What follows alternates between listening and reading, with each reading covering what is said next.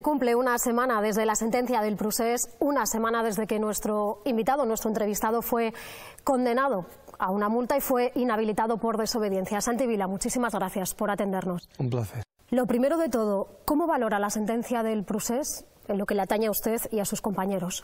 Bueno, pues la valora con una gran tristeza, porque efectivamente, como se ha visto, ha sido recibida con mucho dolor. No es una sentencia dura, sobre todo pensando pues, en los que están en estos momentos en la cárcel, en sus familias y también en el dolor que muchos ciudadanos, miles de ciudadanos seguro, en el conjunto de España, también en Cataluña, pues habrán vivido traumáticamente la constatación de que el conflicto que en estos momentos existe en Cataluña, que esta crisis constitucional que vivimos, que esta crisis de confianza entre gobiernos tan clara, pues lejos de arreglarse, se cronifica. Habla usted de tristeza, de dolor al conocer la sentencia. ¿Cree entonces que los hechos que ustedes cometieron en septiembre y octubre del año 2017 tendrían que haber quedado sin respuesta penal? No, yo no digo esto. Yo digo que si la política hubiera sido más audaz, más valiente, pues seguramente nunca hubiéramos llegado a esos extremos. No llegó un momento, a partir del 1 de octubre, que el clima de sentimentalización, las emociones estaban tan a flor de piel y la incapacidad de los dos gobiernos de encauzar el conflicto fue tan manifiesta, pues que inevitablemente el vacío de poder, el vacío de ejercicio de responsabilidad política lo han acabado completando y asumiendo desde la justicia. ¿Ha hecho usted algo de autocrítica? ¿Cuál fue el principal error que cometieron ustedes, señor Santi Vila? Hubo muchos errores que se encadenaron. El primero, sin ningún tipo de duda, fue el sembrar y afianzar una crisis de confianza entre los dos gobiernos. Y la virtud de decir la verdad, de la confianza, ¿no? De no excitar los ánimos, la virtud de ir por la vida con una actitud moderada, no la practicamos, ¿no? Y al no practicarla, pues se tensó mucho la cuerda y se acabó rompiendo. La sentencia del Tribunal Supremo lo tacha de ensoñación. ¿Engañaron ustedes a los catalanes? Yo no hablaría de engaño, yo no hablaría de ensoñación, pero sí que es verdad que hoy sabemos, la filosofía nos ha enseñado que ejercer el poder no es solo conservar el monopolio de la violencia, también es tener, si no el monopolio, una gran capacidad de generar relato.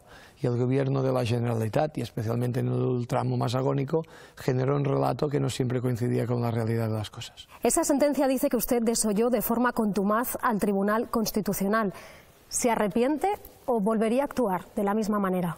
Bueno, yo me arrepiento de haber sido corresponsable del sufrimiento que tantos catalanes, tantos ciudadanos, tantos agentes de policía sufrieron aquel día de triste memoria para todos. El 1 de octubre. El 1 de octubre. Dicho esto, tal y como fueron las cosas, viendo que nosotros teníamos clarísimo que no podíamos decepcionar la convicción de millones de catalanes que creen que Cataluña es una nación, es evidente que aquel acto era una gran movilización política y que ya no era posible desactivarla. Pero ustedes no dijeron eso a los catalanes.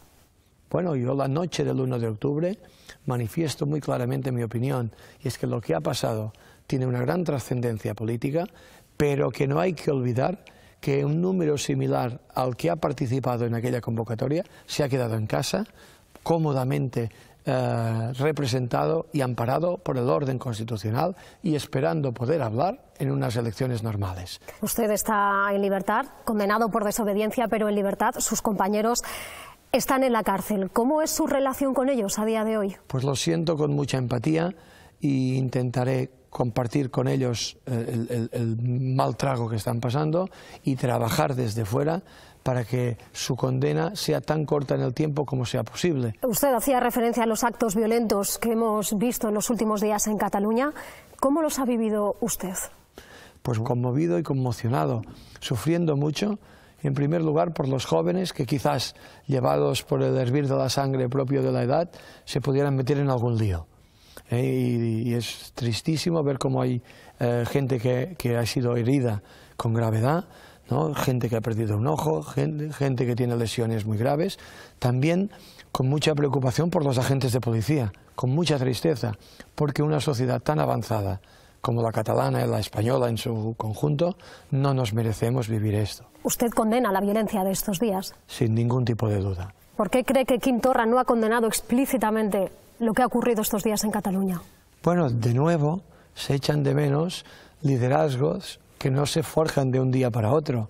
Y tenemos estos partidos catalanistas, soberanistas, nacionalistas descabezados, ¿no? Quizá el último de los políticos profesionales en el buen sentido de la palabra fue Artur Mas. Es decir, que liderazgos inexistentes o descabezados conllevan pues la conformación de unos gobiernos que no siempre tienen quizás pues la capacidad de tomar una responsabilidad institucional viniendo como vienen del activismo político, del activismo social. O sea, por lo que me dice, ¿usted cree que Quim Torra es más un activista que un político y que se comporta como tal? Lo que es seguro es que, a la vista de cómo se ha comportado estos días, tenía continuamente un dilema moral que le hacía estar en permanente tensión.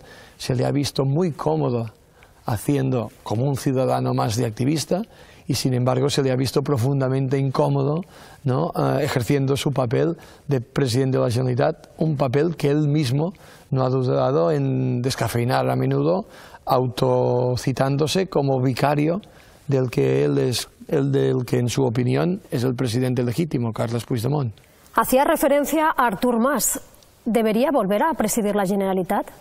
Con sus errores, que seguro que los cometió, pero yo no tengo ningún tipo de duda que con el presidente Artur Mas a la cabeza no hubiéramos vivido estas situaciones tan extremas que hemos vivido. Pero el que ahora preside de la Generalitat es Quim Torra. ¿Debería dimitir?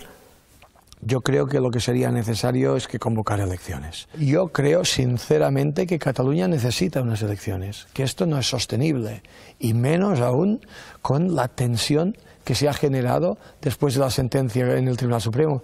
Yo personalmente, por el respeto que siento por la institución, no voy a ser quien pida la dimisión de Torra. Pero sabe que el señor Torra estos días ha dicho la famosa frase de «Ho tornarem a fer, lo volveremos a hacer».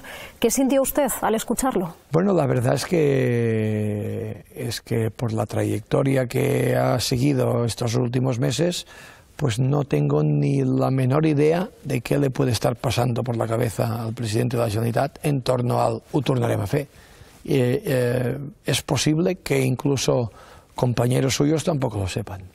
¿Hay tiempo para coser la sociedad catalana? ¿Hay tiempo para coser la división que hay entre el independentismo y el resto del país?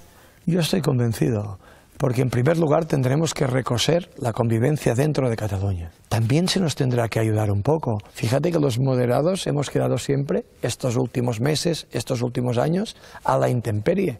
Porque cuando hemos tendido una mano y hemos pedido, hombre, pues si no se puede votar un referéndum de independencia, alguna cosa se deberá poder votar. Quizás una reforma constitucional, quizás una reforma estatutaria, y hemos quedado esperando. Quiero decir que quizás el futuro pasará también por empoderar un poco la moderación en Madrid y en Barcelona. Santi Vila, muchas gracias por atender al intermedio. Gracias.